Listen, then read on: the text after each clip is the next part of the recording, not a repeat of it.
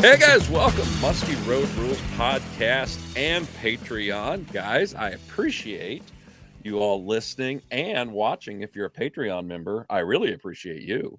I'm glad that we're still getting a ton of people that are looking, and the Patreon is growing, and I really like that. So, guys, it's the middle of winter.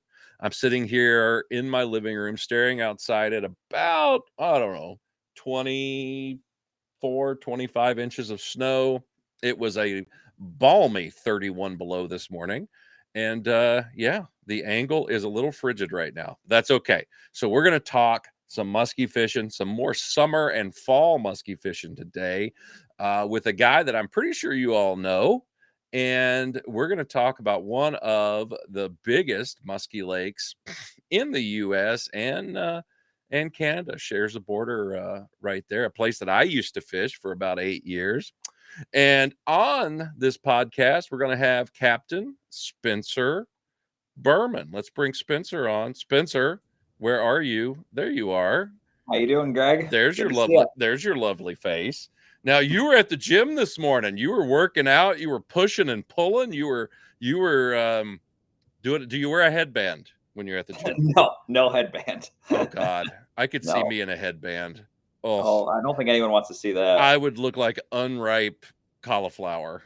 That would, where I wear a hat so much, that would not be an impression I'd want to put on. I would want to put on anybody. What's it like in Michigan right now? Well, it's nowhere near as cold as what you've got, but we're cold. It's definitely been a cold. It's our first year we've had a tough winter. Is the lake froze? Yeah, lake's frozen. They're ice fishing. Wow. 4-wheelers and snowmobiles, no trucks. I saw a truck went through the other day, this weekend. But it's like most areas are like 8 to 11 inches.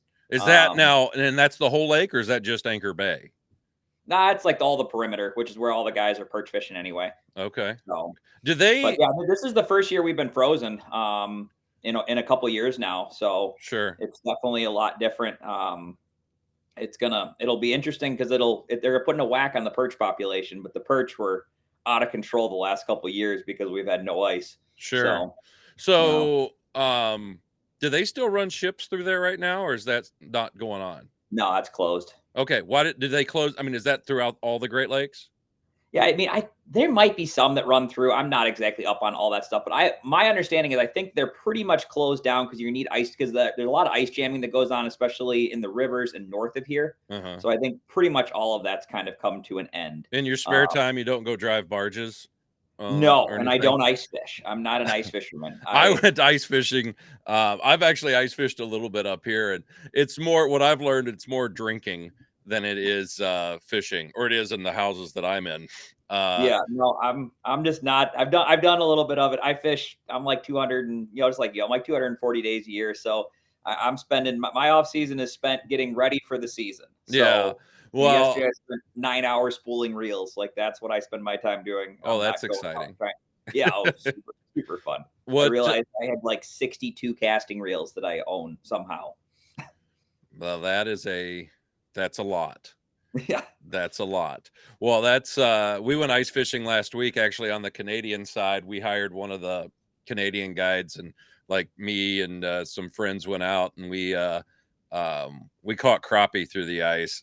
We didn't catch many, but we caught some. We actually caught one though that was like 16 inches. That was a pretty nice one. And it had big houses. It's I think iCast was the name of the guy's service, and with a K, and he has these like 8x20 houses, and it's pretty cool. You kind of drive through the islands and stuff. It's the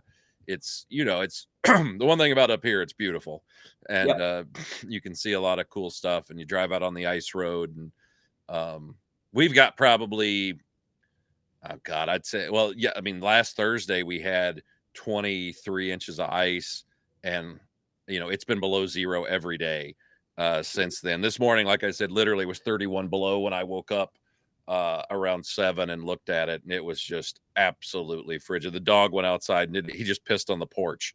He didn't even go in the yard. He's like, this is stupid. Yep. And we measure snow up here, or I do at my house, is it's pecker deep to a bulldog. That's how that's how we measure snow depth There you go. at my house. And yeah, he doesn't like going out when it's that deep. It freezes his little wiener off. But let's talk about Lake St. Clair, the warmer months of Lake Yep. St. Clair. Let me bring up a map here and let guys get a look at it if guys don't know. And we were talking about the map. The borderline is a little off there, but it's not, it's got You the get the gist. idea. It's got the gist of it. The thing about St. Clair is would you say 2/3 of the lake is Canada? Yep. It's Yeah, basically exactly 2/3. 2/3 of it's Canada. The rest of it is US. The Canadian side is more of the bigger open area. There is the border that's on your GPS in the middle. That's really the only way if you've crossed into Canada. Yep. Uh, It's not marked in any way, shape, or form. no, it's just a line. So let's talk about it. How long have you been on Lake St. Clair? Well, I grew up south of Detroit, north of Toledo, so I mean, it would be considered my home water. I've been fishing, especially on Detroit River, since I was really small, and Detroit and St. Clair as well. But I've been full time muskie out here since 2010, and then I was doing Indiana in the springtime before muskie opened, Mm-hmm. but then I switched and started doing bass and walleye in the spring on St. Clair full time in 2012. Got So tired of traveling? yeah, I mean, yeah, I got tired of doing the Indiana thing had kind of gone up and down. It was kind of downtrending. The catch rates weren't as good, and just it wasn't as much fun as it used to be living in a cabin in Indiana for 2 months on my own. So, It's you not. know, It's not. I always loved really bad shithole motels where the rooms came with pets. yeah, That there was plenty of that. yeah, hell, I consider that just let's go. Par for the course, I know. That's how the game's played. But the bass and walleye in Detroit and on Lake St. Clair for the bass is just amazing in the spring, and it Mhm. works. It dovetails perfectly for muskie because you got awesome spring fishing when muskie's closed, and then it starts to peter out right when muskie opens, and it's a really easy way to structure your season as a guide. Sure. No, I don't blame you at all. It's always fun to catch something. Yeah. Um, yeah, that makes it really, really nice. So St. Clair, guys coming, you hear guys at the shows, I hear questions, just guys throughout the year. And I talk to people up here as well at the Northwest Angle, when we're at the restaurant or something, at Jerry's. And guys will say, Lake of the Woods, it's the best musky fishery in the world or something like that. And I go, it's really good. I go, but to me, probably if you just want to catch a muskie, St. Clair's probably your best bet. There's just a lot of fish in there and everything. And, and guys ask, well, why did you leave? And I go, well, because I wanted to cast at something. St. Clair is big, it's open. And it was primarily known as a trolling fishery. Mm. Correct. I mean, Yep. for years, that's what you heard about it. And then you kind of opened up the casting end of it. Talk about that. Yeah, I mean, I was definitely a little bit of right place, right time when I first came out here. I mean, obviously, it was all pretty much a trolling bite in open water. There was casting going on. Like, I'm not the first person to ever cast Lake Mhm. St. Clair. I'm never going to make that claim. That's been going on for a long time. But the big thing for me was doing the open water casting. So going offshore, getting out of Anchor Bay in the rivers, and doing the casting out where the big trolling boats have been going for the last 75 years. Mhm. And doing, forgetting about structure necessarily, forgetting about the shallow weed beds and all that kind of stuff. And it turns out that those fish are insanely catchable. They're way bigger than the ones that hang around the perimeter. And, it's an amazing fishery with enough density that even when you don't have any structure, you can still have amazing catch rates. And that was kind of what torpedo, what kind of, got me to where I am today and whatnot. But yeah, the Sure. open water casting is really the big eye opener, the big change in St. Clair in the last 20 years. Sure. Sure. And with that, are you guys are always asking me, and I think you'd be a better person to ask this. What are when you're doing the open water casting out there? Open water is always a fear for a lot of people. I think it's gotten a lot less Yeah. over 20 years ago. It was nothing. One, because of the electronics that we had, at the time. The original open water guys, I think they were just, some of them I think might have been just lazy and wanted to just keep driving. But now that we have better electronics, we have better GPS, we have better, knowledge of kind of what's happening out there. It's not a needle in a haystack game anymore. It's a very viable and productive way to fish. And what are you, maybe give guys an idea of kind of, okay, I look for what would be stuff to look for out there. I mean, you don't have to get specifics, but just No, of course general. not. But no, I mean, so St. Clair obviously lays out very unique. Like any big water fishery, and the bigger the lake is, in my opinion, the more idiosyncrasies it tends to have that are kind of unique to itself. Mm-hmm. And St. Clair is a prime example of that. So probably the biggest thing that we look for on St. Clair when we're in the open water is watercolor. You want to find, because St. Clair's got a lot of really clear water. The water somehow seems to be getting clear every year. And you really got to avoid the gin clear water. That's good for bass, not good for muskies, because you're not going to have much bait there. So one of the big things is trying to find good green water, which in the summertime you're looking for, 3 to 4 foot of water clarity if you can find it. Once we get, the early season stuff, like that June bite tends to be, some of the cabbage that's coming up around the perimeter tends to hold a lot of fish. Sometimes it's more in the hard bottom areas that just have good watercolor and bait, with fish transitioning out from the shallows post spawn. And then once you kind of get into late June, early July, it definitely becomes a lot more cabbage driven. The cabbage tends to kick out a lot of bloom, and that tends to get you a lot of that good watercolor you're looking for. And those fish will definitely hold to that. There's always fish roaming the hard bottom areas, which would be your southern areas closer to the South Shore. And on the map here, you'd be looking like Thames River, that whole.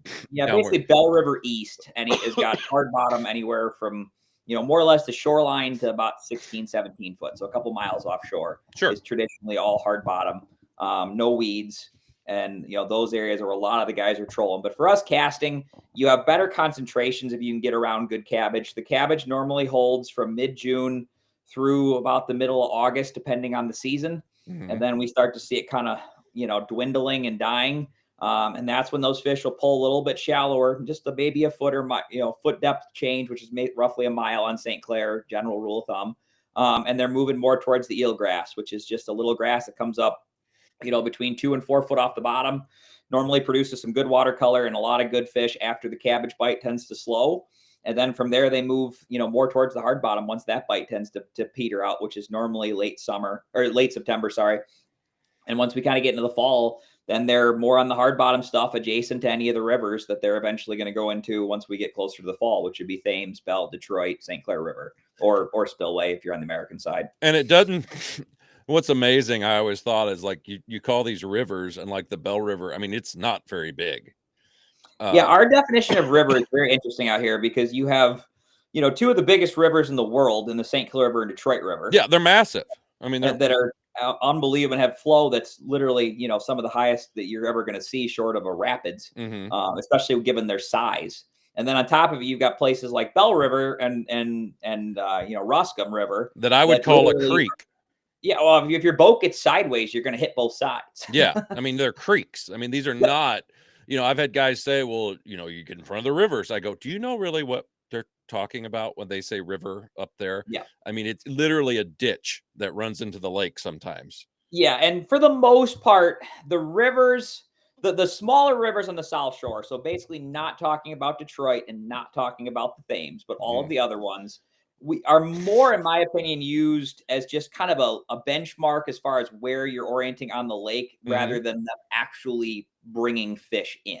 Mm-hmm. So like, I don't think that those fish are necessarily, out in front of Ruscombe because there's this creek that's a couple miles south of them. Mm-hmm. It's just a way for us to orient, when we talk to each other as far as where on the lake, we're targeting.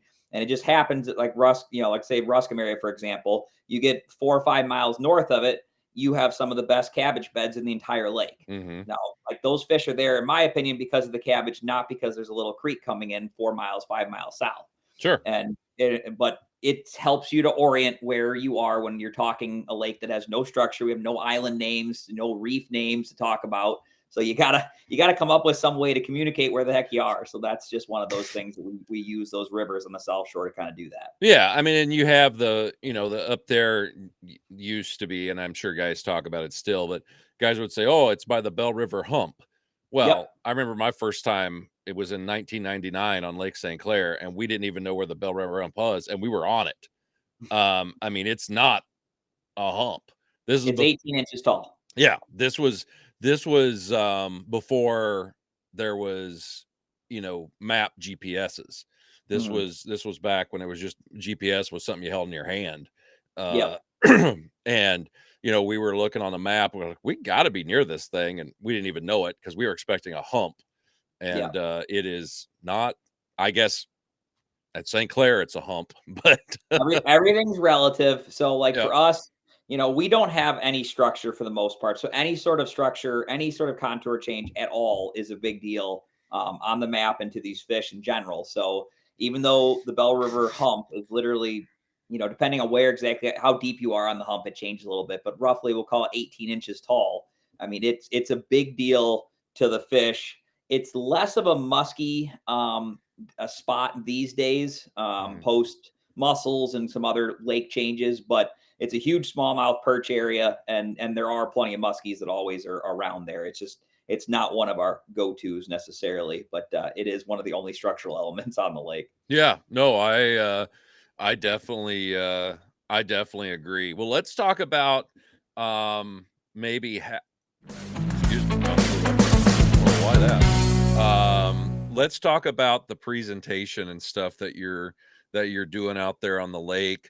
Maybe some of the things that's worked for you in the past. I mean, let's talk about how you're fishing and what you're doing. Yeah, so I mean, it's been interesting, over the last 15 years or so to see how it's kind of evolved in the casting presentation, and it's changed so much. The only constant in the whole thing are the baits have kind of maintained the same, at least what I'm using, which you're traditionally looking at bulldogs, medusas are kind of my two biggest weapons. But how we present them has totally changed. So originally, when we first started doing the open water casting, the fish were super naive. They hadn't seen a lot of casting. They'd seen no casting baits essentially. And it didn't matter if you were high in the column, deep in the column, none of it just, they bit it. Not, 9 days out of 10, they would just bite. And you just had to get around them. Mhm. And as those fish have become more and more conditioned, that's changed drastically, as we've seen in a lot of different fisheries when those fish become more educated.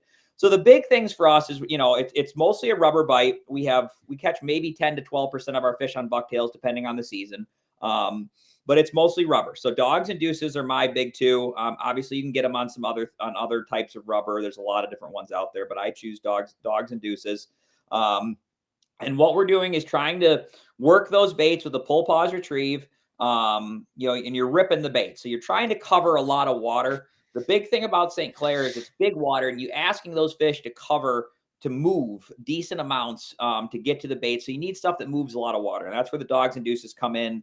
We're using nowadays, especially, we use a lot of different baits, or a lot of different weights. Sorry, on these baits. Like this is a Medusa.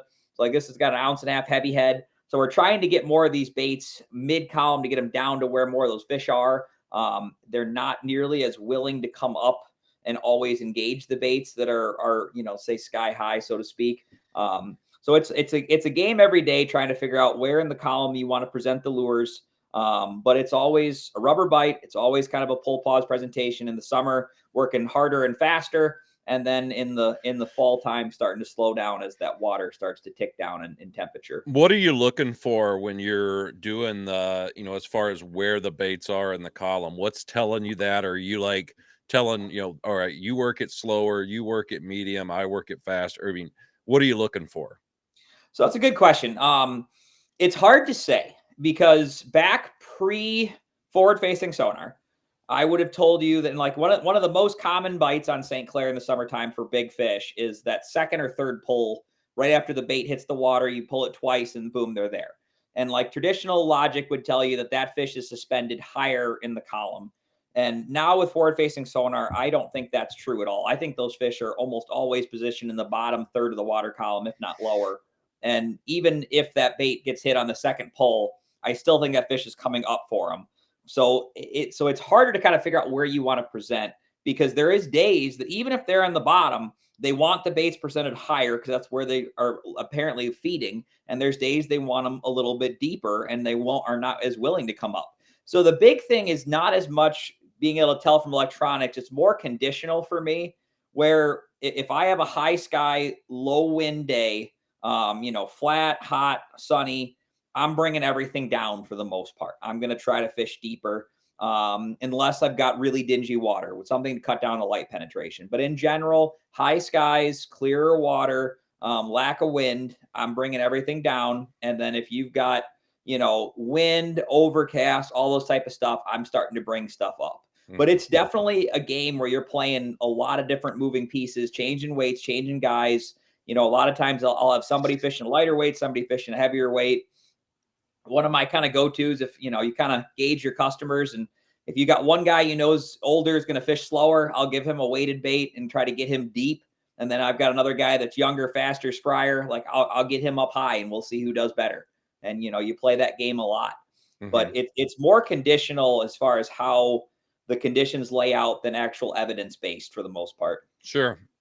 Yeah, no, I totally get that. And you can kind of see here on the forward facing sonar here, you working stuff slower, just kind of hopping the bait. Yeah, that was a fall clip. But in general, like one of the biggest things that I've used forward facing sonar for, because like I've employed forward facing sonar for quite a few years now, and occasionally you can use it to target individual fish as you see them. I won't go around and drive and try to find them.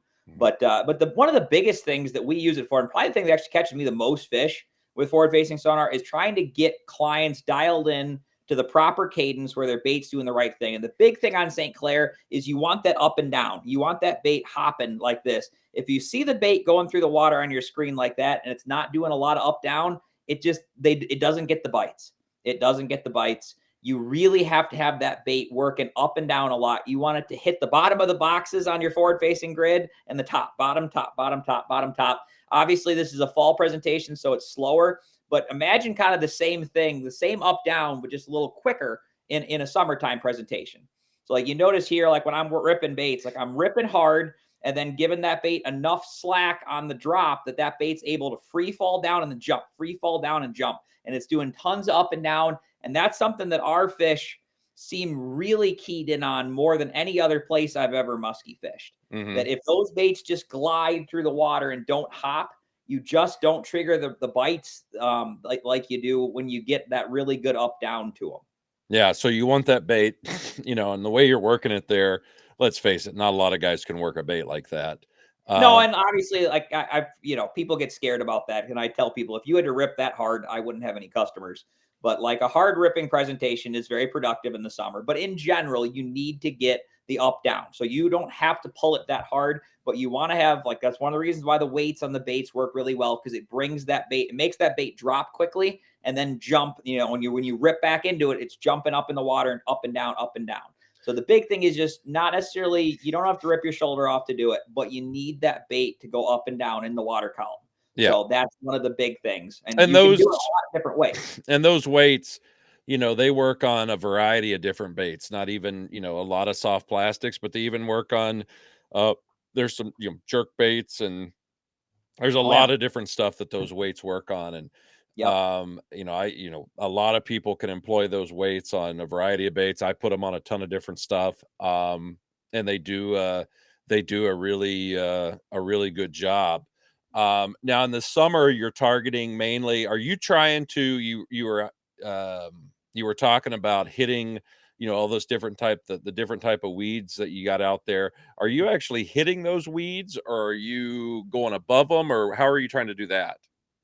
So it kind of depends on what kind of weed we're talking about. So with the cabbage, it starts out normally pretty lackluster when our season opens the first Saturday in June on the Canadian side, and the American side opens for possession season then, which is what we kind of consider the official season start. But normally the cabbage is pretty lackluster then, but traditionally it tends to really blow up in June. And once we get bought to July 1st, you'll have a lot of areas in 16 to 20 foot of water where your cabbage is 3-4 feet under the surface or even to the surface. Yeah. So in that scenario, like the nice thing about good cabbage is you can rip through it. And obviously then you're going through it. You've got cabbage coming up a lot. And the nice thing about cabbage, you can rip through without, fouling your baits up a whole lot. The harder you rip, the less baits you're going to have fouled. That's one of the nice things about it. So then I would say we're kind of fishing more through it than over it with the cabbage. But then once we get to the eelgrass, as I said, most of that is between 15 and 18 foot of water, and it grows at most 3.5 to 4 foot. So then you're always going over those weeds, and those fish will traditionally sit in those weeds and feed up. Mm-hmm. So it just kind of depends on what kind of weed we're talking about, or if we're dealing with just open water and no weeds, and then obviously you're just going over everything. Yeah, that's the thing. Now the cabbage on St. Clair, it's not traditional, like guys go, well, you just go out and find the weed beds. Well, that's not how St. Clair works. It's very hard to find the weed beds at times. Now I have seen it, and you've seen it all the time too, where those weeds do grow to the surface and you can look down and go, oh, there's weeds. But it's not something that a guy who's never been there could just drive out there and say, oh, I'm in the weeds.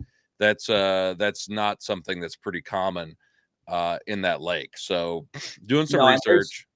There's only, like, from the last 10 years, I can honestly tell you that there's literally only one weed bed that I can think of in the main lake area that has grown relatively consistently in the same spot. Mm-hmm. And for the most part, like, all the stuff on the southeast corner moves every year. Like, why is that? Do you think it's a current deal? I probably don't know as much about this as I should, but the way I understand it is I think that when those weeds are, blossoming or putting down seeds, whatever, for next year, I think a lot of it has to do with which way your primary prevailing winds and things are moving. Because a lot of times they'll pick up and they'll overlap some. Or like last year it was here and this year it's here. And occasionally there's bigger gaps, but it's normally in the same several mile range, because that's where you have the right bottom the right bottom content to grow it. But they move every year. And then a lot of time, and it's not like you go back to the old spot and there's zero weeds. It's just not as good of weeds. Mm-hmm. So you're looking, it's always kind of a moving target. You can't just find a couple stalks of cabbage and say, okay, I'm in the right spot. Yeah. And then on top of it, to make it more challenging, like when there's tons of good weeds everywhere, then you got to find the best weeds. And then all of a sudden, as the weeds start to dwindle, it becomes harder and harder to find. And what wasn't productive amounts of weeds now are productive amounts of weeds, because we've lost a significant percentage of them. Sure. Something I want to ask here, I just thought of it. St. Clair in the last 10 years has had an unbelievable crop of tiger muskies. Yep. Let's talk about that a little bit, because when I first got there, I was there in 2014. I caught probably, I don't know, 3 or 4, 5 small tiger muskie, like 36-inch, or not 36-inch, like 28-inch little tigers out trolling. And I talked to Jason Quintano about this. I go, what's with all these little tiger muskies? And I think he thought I was retarded, because he said, there's no tiger muskies in St. Clair. He goes, we've never caught tigers. I go, I know these are tigers. I'm not smart, but I know this is a tiger muskie. And then now, some of the biggest tigers being caught are out of St. Clair. One, have you noticed, noticed the rise? They got bigger. They kind of grew up. Have you noticed a decline, that they're aging themselves out, or are they still like they were? Yeah. So when I started doing St. Clair basically full time during the muskie season, I think the first 6 years I was on St. Clair every day of the muskie season. The most tigers I ever caught in a season was 6. Yeah. And the biggest one ever was like 41. Mm-hmm. I got a 47.5 one year, like back in 2009. It's on my wall. Like I never had heard of a 47-inch tiger on St. Clair, but there'd always been some, because obviously we have a natural pike and a natural muskie population, but it was like, I remember the moon and the stars align. Yes. And I caught a 39-inch tiger. You were taking pictures for a while. Like, this is a big deal. Like, yes, things happen. I know.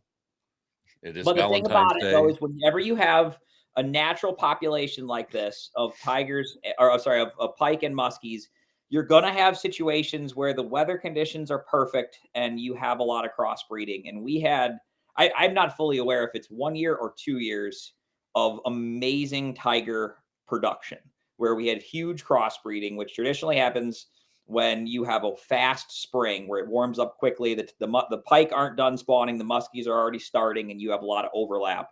And we This did is have what it happens. They start getting in there and they're like, hey, you like some strange? yeah, exactly. And That's what's going on. It blew up. So like after all these years of literally 5 or 6 tigers, my peak year was 2019, which probably 20 would have been better, but COVID kind of changed all of that. But I caught 58 that year in my boat. So it was literally like 10 or 11, 12% of my overall catch was tigers.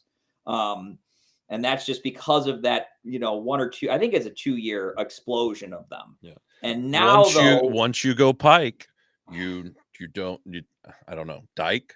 Dike in there. Well, then you're a sterile tiger. So then you just grow up and die. Oh, well, things to look forward to. Exactly. To look forward to. Yeah. Unfortunately, they are sterile, so they're not reproducing. So do you think that's totally the case? According to the biologist, they are 100% sterile. Yeah, and the only reason I say that is I know like some of the lakes up in northern Wisconsin, so like Lake Kentucky, and I might be totally speaking out of line here. This is coming from Tony Grant, and he was sober when he told me this. Kentucky Lake has no pike in it, and it's got a decent tiger fishery. Tigers, yep. So I just Jurassic Park taught us nature finds a way. That was a documentary, right? Yes. Oh, yeah. Most movies to me are. That's the way I watch them. That, exactly. Shawshank Redemption, Good Burger, all those. Yeah. So I won't say I guess I will maybe realign and say that maybe they're not 100% sterile, but they don't reproduce much at all. Exactly. I'll agree with that. If they do, it's a hugely marginal percentage. So what's happened now is that we have not had another great class of tigers since that boom. Mm-hmm. And we have now got past that peak where most of them have died off. Because I've actually talked to DNR. They don't live long at all. No. Like tigers really have a short lifespan compared to a true muskie. I mean, most of them are dead in the single digit years, like 8, 9. Is very normal for them to be aging out of a system. Sure. Some of them obviously will live way longer, but like in general, that's not uncommon for them to age out, 4 to 5 to 6 years before a healthy muskie would. So we've now seen the other end of that where the majority of our tigers that happened in that boom are gone. They've all aged out of the system. Mm-hmm. We've watched my tiger catch rates have probably gone from whatever I told you, mid to high 50s the 1 year, 2019, down to probably high teens this year. But the ones that are left from that year class are big. Yeah. Big. So like we had a 49.5 this year. I had a 48.75, like 2 48.5. Like I want to say I probably had 7 to 8 that were 47 or bigger, which mm-hmm. is, world-class tigers anywhere in the world. I mean, just insanely huge. But they're not the huge numbers that they used to be. What's the biggest tiger that you've heard of? There was a 51 caught this year by a troller who measured it. He's a guy we all know well, and he guides some on the Canadian side. And he has a great video of them landing it and then with a GoPro on, measuring it and the whole 9. And it's a 51-incher, no doubt about it, no arguments. Yeah. Well, has anybody caught? I mean, I'm wondering if anybody will get like a 53, 54-inch tiger. I mean, because that is the unicorn of unicorns. But I mean, they have been caught in the past, and I didn't know if that would happen out there. It might not. Who knows? I just I don't know if we have the. I mean, it might. I can honestly say that, but I mean, who knows? I mean, that is like there's probably more 58+ inch fish that are caught than 53-inch tigers. Sure. Like, I mean, it's just you're talking unicorn of unicorns. So I was happy to see one that was truly over 50 because I'm at 49.5. I got 2 49.5s in the boat. and then a bunch more in that 48 to 49 and a quarter range. And it just that getting to 50 is really hard out here anywhere, but out here really is a challenge. That would be the unicorn fish if that ever hit my net. But Sure. No, we my biggest out there, I got a 47, and that would have been in probably 2020, maybe yeah. 21. You left kind of before that 1 year class really peaked. Yep. So you would have had to have kind of found one of those weird ones that was, like I said, when I was getting 5 or 6 a year. I mean, they're still there, and we're seeing other smaller ones too mixed in now. But we're back to where we were, where it's like they're kind of a novelty. Sure. Those smaller, those 40, 41 inch, 38 inch tigers are few and far between versus when we had that one big boom of them. Yeah, no, there was something that happened, like you said, probably a quick spawn, and those fish really just kind of exploded. And because there was a time when it wasn't that uncommon to see a tiger or catch a tiger. Oh, I mean, guys, well, they're way more catchable. That's the other thing too that was nice about them is they are very agreeable. Yeah. And they tend to carry a pretty nice weight to them. They do. You don't see they're very you don't see a lot of real skinny tiger muskie. They're usually nice built, bodied fish. But they don't get the big fat bellies in the fall though, like the regulars do, which is I always find interesting. Huh. Okay. They'll in my opinion, they will outweigh a traditional muskie in the summer, and in the fall they will underweigh. The traditional muskies will be fatter, and once we cool down, and so they don't carry that girth, or they don't continue getting bigger, I guess. Well, let's talk about fall now. So we've talked about summer. Let's go into fall. I know it's a slower presentation. You were talking about with we'll go back to this image here. You were sorry, there we go. This image here of the bait and how you're working it, and you can clearly see you're in 33 feet of water, so you have to be near a channel because there's nothing in St. Clair that deep. So, but we'll go to this clip here. Now, this was one that you caught. This was with Keys outdoors. This was a really big fish. I actually remember this day. It was super foggy. Yep. Like insanely foggy. And the fall this was a fall. This was a December, I want to say 6th or 7th. That was up in Anchor Bay in the north end of the American side. But yeah, so like the big thing about the fall in St. Clair is you need to be adjacent to current. So these fish are either going up or down current, depending on where in the system you are, but they're all going towards current of some sort. So all of the rivers play a huge role, whether you're in front of a river and the fish are staging out, just outside of it, or if you're actually some of the bigger rivers like Detroit and the St. Clair River, they'll actually go up. And Thames River, obviously is one of it's the biggest river that's not part of the Great Lakes water flow. But it's, the Thames is a very big river for St. Clair, and there's a ton of fish that go actually up that river. So depending on your size of your river and your scenario, you're either fishing adjacent to the rivers coming in or in the rivers themselves, depending on the circumstance. But that's kind of our biggest catalyst in the fall, is trying to find that, that moving water. Mm-hmm. Yeah, no, that's and then your presentation. Let's talk about presentation in the fall versus summer. Yeah, so the biggest thing for us is it's the same baits. A lot of pounders, a lot of Bedusas. The big thing is you're just slowing way down. So like the presentations have to be a lot slower. Their metabolic rates have dropped. When we're talking in the lake itself, we're trying to work baits slower, keep them a couple feet off bottom. So a lot of times that involves non-weighted baits, or even some non-additionally weighted, I should say. Or sometimes it even involves like a shallow Medusa or a shallow bulldog, which means they don't have the internal weights that the baits normally come with. So with those, you're working very slow. Yeah, and that's going to become more of a thing. So that was a really big thing for me back when the water was low, because places like in front of Bell River, in front of Thames, Anchor Bay, their deep spots were 8, 9, 10 foot. And you can't run a pounder slow, even without weight. Even if you bend the nose up and all the rest, you can't run them slow and keep them off bottom. But then all of a sudden the high water came in, and we went up almost 7 feet from way below average to way above average. And that kind of changed the dynamic where I really stopped using a lot of the unweighted stuff because I just didn't need to, because we had much more depth now in those shallow flats. Like we went up a huge percentage when you start dealing with that much additional water. But now we're back down to below average again. So now we're getting back to that period where probably some more of those unweighted baits are going to come in. And then on the flip side, we also are talking, I spent a ton of time in Detroit River and the St. Clair River. And there you're fishing deep channel edges. So then it's the opposite. You're trying to get baits down as deep as you possibly can to try to mirror that drop off. So you're traditionally putting the boat in deeper water, casting up to the drops. You're working that area where the break line is dropping down, like you can see just out kind of the right side of that Panoptic screen there. And you're working that drop. So you want baits to get down nice and deep and get down quick so you can try to work that edge.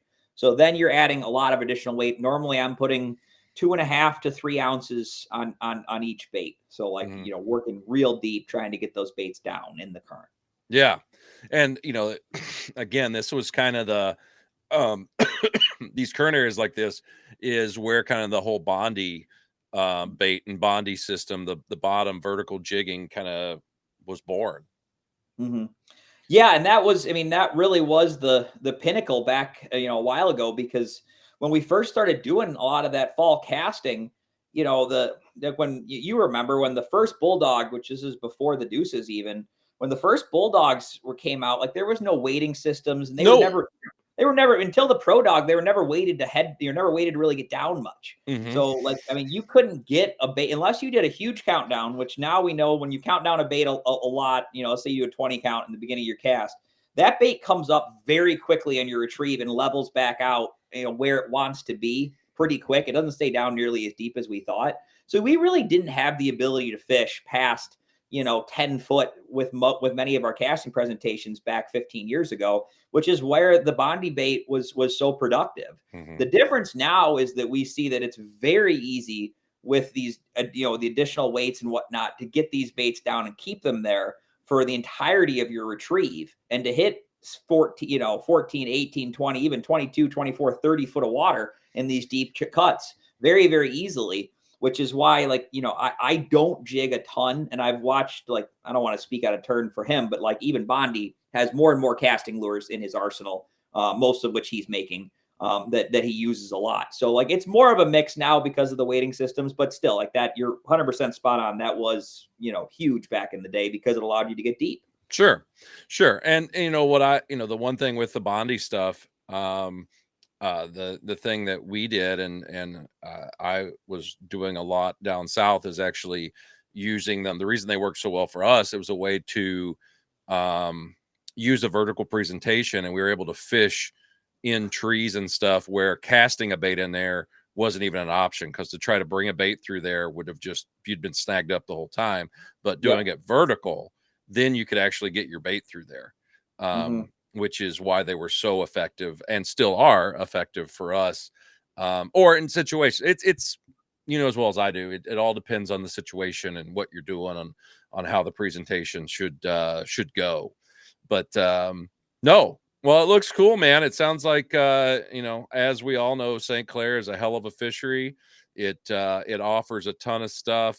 What would be something you would say, and we'll finish up, what would be something you'd say if somebody's wanting to come out there and fish? One, as always, hire a guide if you can to learn and cut the learning curve. But two, if you're doing it on your own, what are some laws that somebody might need to know that they might not? So St. Clair's obviously tricky, just like where you are, in the sense that we're border water. So we've got a little bit more going on than most places as far as the legalities of it go. The biggest things is that there is no reciprocal license. If you're on the Michigan side, you need a Michigan license. If you're on the Canadian side, you need a Canadian license. Just like up here. Yep. You have to have Minnesota and Ontario. Yeah, people love to go to Walmart and those idiots tell them you just need a Michigan license. You're good on both sides. Not true. And then they sell them a hula popper. Exactly. Mm-hmm. So that's one of the big ones. The other really big one that is super easy, but not a lot of guys, realize the importance of it, is that, we are border patrol. We have a huge border patrol, out here that's all over the place. So the big thing is, if you launch from Michigan, You can fish both sides, but you cannot touch Canadian soil unless you call into their customs. And if you launch in the Canadian side, even if you're American, if you drive across the bridge and you launch out of Bell River, you can't come back and have lunch on the American side without calling customs and checking in, which is a big pain. So the big thing is whatever side you depart from, you got to come back to. Other than that, as long as you don't touch soil and you don't anchor, you're perfectly legal. You have to have photo ID on you at all times, which that goes pretty much anywhere in the world, but it's more important here because there's a better chance you're going to get asked for it by the Border Patrol. But other than that, it's pretty simple. Whatever side you're coming in and out of, just make sure you come back to it. Don't try to go to shore unless you call customs. But other than that, make sure you have the licenses, and that's pretty much the biggest legalities you got to worry about. Yeah, no, it's that's good. Yeah, the exact same thing up here. Any border water, especially international border.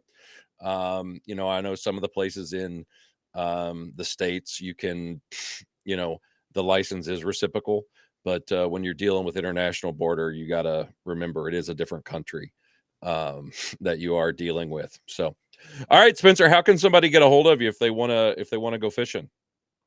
Well, I run Spencer's Angling Adventures, so you can check my website out, email me, phone call, Facebook, Instagram, smoke signals, you name it, whatever works. But truck stop bathrooms. That's my big one anymore. I always you kind of had that one on lockdown, I thought. I always carry a Sharpie in the bathroom with me. I gotta get better at my that to me is the original Facebook. Most branding. Most bathroom stalls and bridge overpasses are the original Facebook, in my opinion. Yeah, perfect. So we start out in the spring here, the end of March, doing walleye, and do that through the beginning of June, and then muskies from June on. Summertime is highest production as far as catch rates and 50 inchers go, and in the fall, that's when they get big and fat. So sure. It's a great progression for muskies, and you got a lot of great opportunities throughout the season, depending on what you're looking for. Yeah. No, I get it. All right, Spencer, thanks for coming on. We're going to do, for guys that are members of the Patreon are looking, we're going to do a little lure mod thing that's going to be only available for the Patreon members. So, guys, sign up. Come on, it's $8. You can do it. That will buy you a quarter of a musky bait with $8. Is that right? 30? Yeah, about a quarter of a musky bait you can buy with that, unless you buy some musky baits that I don't buy anymore. So guys, Spencer, hang tight with me. All right.